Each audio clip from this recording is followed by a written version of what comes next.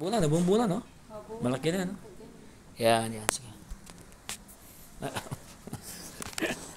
So, 27. Pwede ng manual yun, di ba? Mamanual na natin yung 27 niya. Asa pinalis niya ako? Yung malis niya.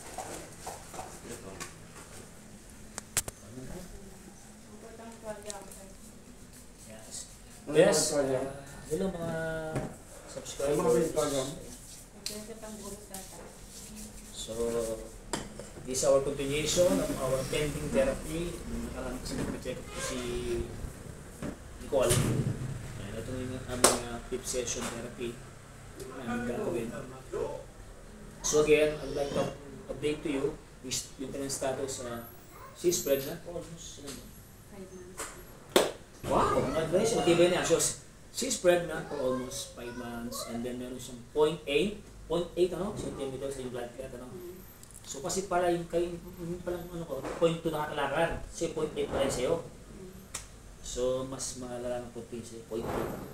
So 0.8 po pa yung blood clot. So again, watch niyo po yung aming continue namin ng blood na to kasi medyo nagpahinga siya kasi nga nagpacheck po siya. So again, hindi natin yung pinasituasyon. And this is our program for 20 counts every time namin gagawin sa kanya. Tayo. Wala namang siguro magkakaperek pa niya. So dito si Kuya Rod, yung kanyang guardian. So wala yung kanyang asawa. Relax ka na. Ito Kuya, hawak sa pa. Sa tuhod na Kuya. Ayan, sa tuhod na. So dahan mo siya. Yes, okay. Sige, upo ka.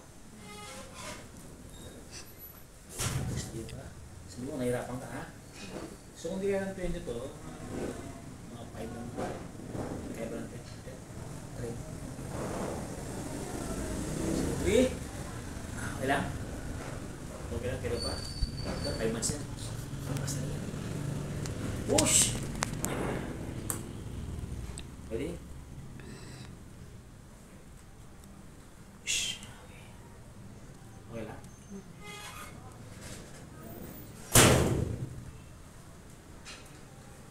Tingnan mo konti. Okay lang? So, pag natin malis natin po tayo niya, maling bigay ng 20 to. Hindi bago. Siguro mga approximately mga 10 lang siguro. So, last na tayo ha. Huwag mahawak si tatay niya sa tuhod kasi yung tuhod niya medyo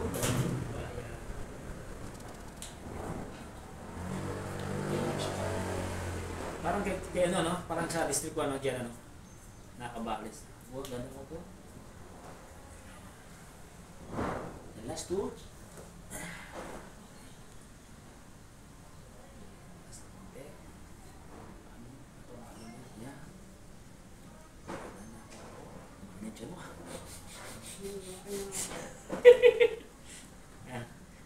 Parang kailan lang. Oh, okay, last one, okay na. Okay.